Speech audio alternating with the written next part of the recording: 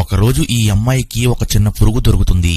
అయితే ఈ పురుగుకు తాగడానికి నీరు ఇస్తే ఇది పక్కకు తోసేస్తుంది. ఇది మెల్లగా పాక్కుంటూ వచ్చి ఈ అమ్మాయి చేతిని కరిచి రక్తాన్ని తాగుతుంది. అలా ఆ రోజు నుండి ఈ పురుగు ప్రతిరోజు ఈ అమ్మాయి రక్తాన్ని తాగుతూ పెద్దదవుతూ ఉంటుంది.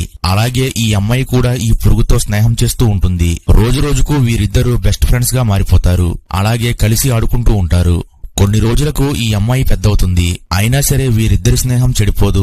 ఈమె రోజంతా ఈ పురుగుతో ఆడుకుంటూనే ఉండేది. అయితే ఒక రోజు ఈ పురుగు రోజు ఈమె రక్తం తాగడం వల్ల చెయ్యి నొప్పొస్తూ ఉంటుంది. అందుకని ఈ అమ్మాయి ఇక రక్తాన్ని ఇవ్వడం మానేసి ఫుడ్ ప్రిపేర్ చేసి ఈ పురుగుకు ఇస్తుంది. కానీ ఈ పురుగు ఆ ఫుడ్ ప్లేట్ ను పక్కకు తోసేస్తుంది. అలాగే ఆ రోజు రాత్రి ఈ పురుగు తన స్నేహితులను ఇంటికి ఆహ్వానిస్తుంది. ఇవన్నీ కలిసి ఆ ఇంటిని ధ్వంసం చేస్తూ ఉంటాయి. అప్పుడు ఈ అమ్మాయి అక్కడికి వచ్చి వీటిని చూస్తుంది.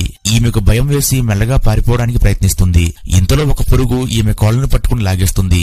అలాగే మిగతా పురుగులు కూడా ఈ అమ్మాయిని పట్టుకుని ఒంట్లోని రక్తాన్ని పీల్చుకుని తాగేస్తాయి. మరిన్ని స్టోరీల కోసం వీడియోని లైక్ చేయండి.